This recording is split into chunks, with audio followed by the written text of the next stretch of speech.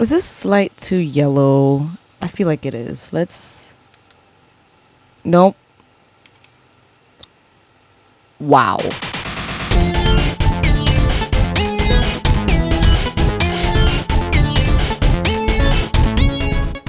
Hey guys, welcome back to my channel. Happy New Year. It's 2021. We have made it, all right? I don't know about you guys, but the new year makes me feel a little some kind of way. I don't know how to explain it, but it's not the best time. So instead of New Year's resolutions, I think a lot of people do New Year's resolutions, and I used to be one of them too.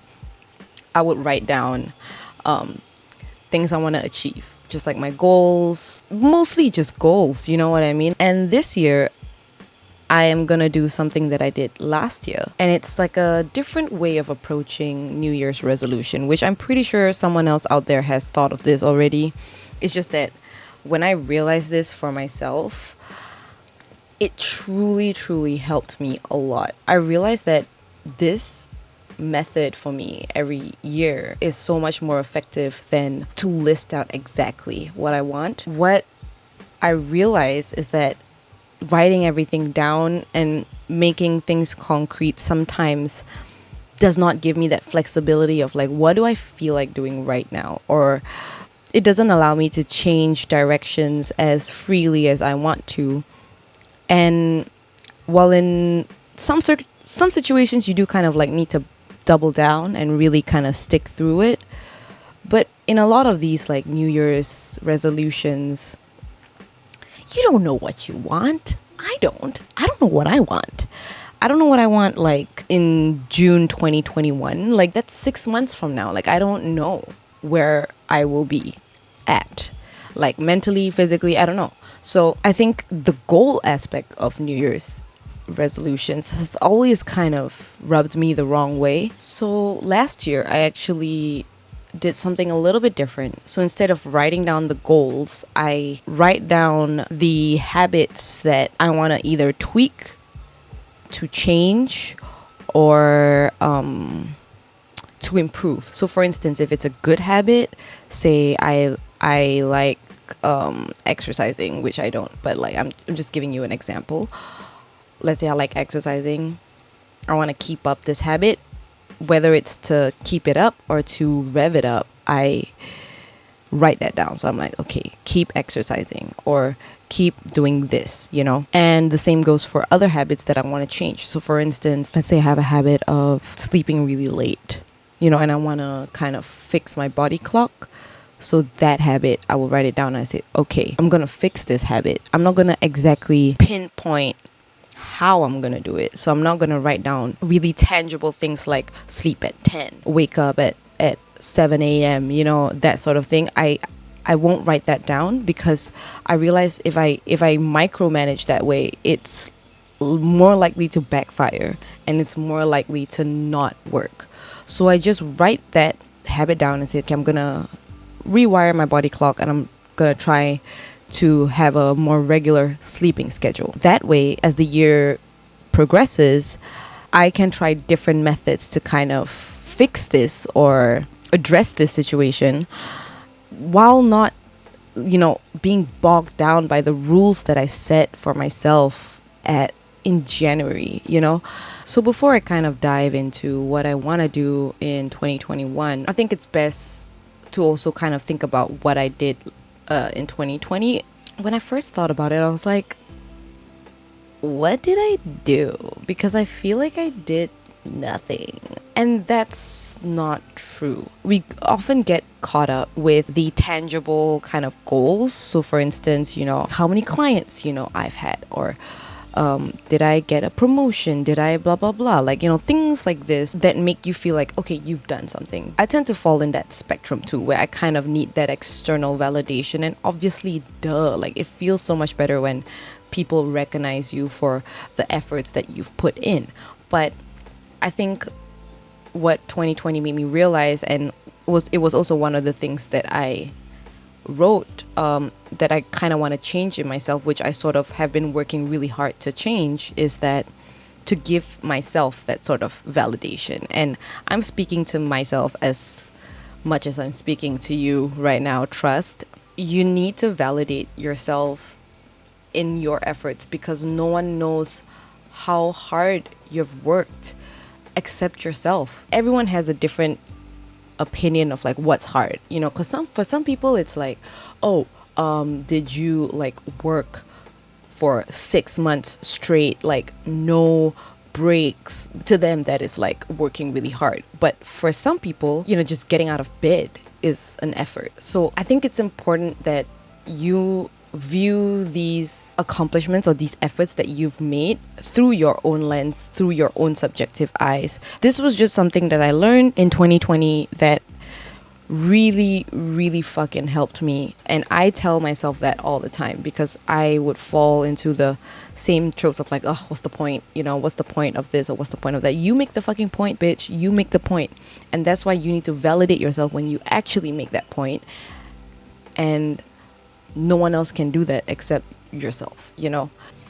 Another thing that I think is a really valuable lesson that I've learned in 2020 and have also worked towards is to take the pressure off myself. How do I put this? It's actually because being a digital writer or someone who works in the media, analytics is just like a part of your job, and you have to kind of keep track of that, and you start thinking about it all the time. The smallest fucking thing that is just something that I do for fun, I kind of made it really impossible for me to enjoy it anymore.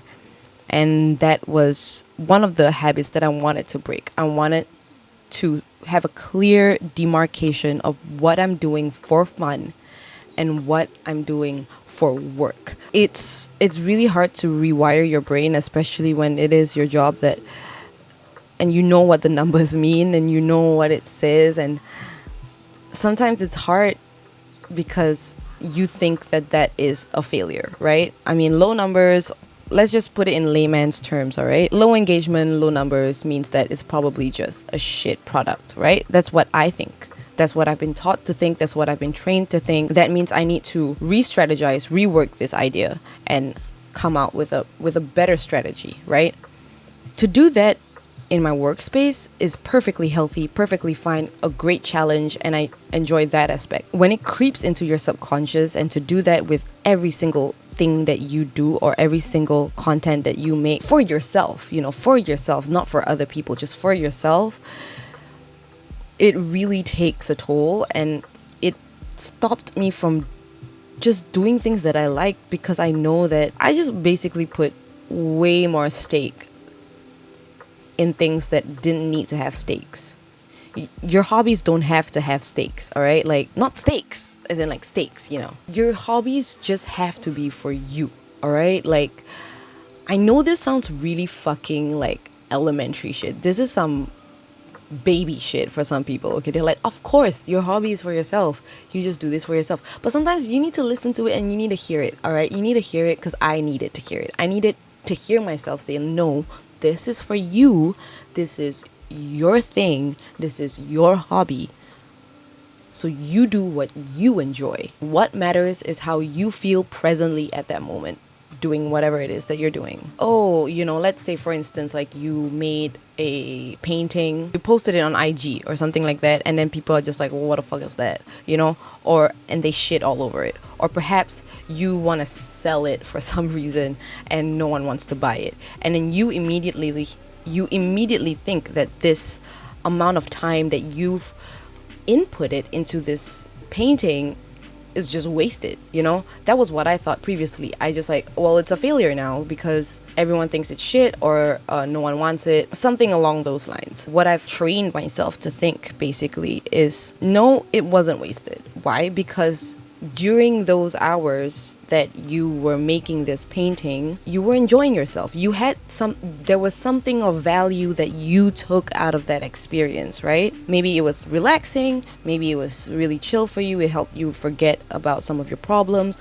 or maybe you learned a new technique, you learned a new skill that you have never tried before. You know, there is a value in that. You need to realize that only you can see the value in that because it's for yourself, because this is for you. I know that this is just me. Literally no one else feels this way, but it's just one of those things where when your hobby becomes your job, or when the things that you enjoy is incorporated into your daily work where you have to deliver this to someone else, it's hard to kind of go back to that state where you were just doing this for you. I don't know why this is turning into like a therapy session, but the new year gets me like this, man. I'm telling you, because all of this like internal reflection, all this like, thoughts and stuff, like, yo, we survived.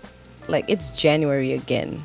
Can you motherfucking believe it? It's fucking January again. Holy shit. We're about to do this all over again. I think that's why I always have a really weird relationship with New Year's. Yes, it's a time of new beginnings, but it's also, I think, a time where you don't want to make the same mistakes again. You want to move forward, and you don't want to feel like you're just going around in circles, because sometimes New Year's tend to feel that way for me. Like, I'm just going around in circles. I think January is a good time to sort of like really sit down with your thoughts and your feelings and all this like stuff inside you, and just kind of plot out a blueprint, of what's to come. What are my intentions, right?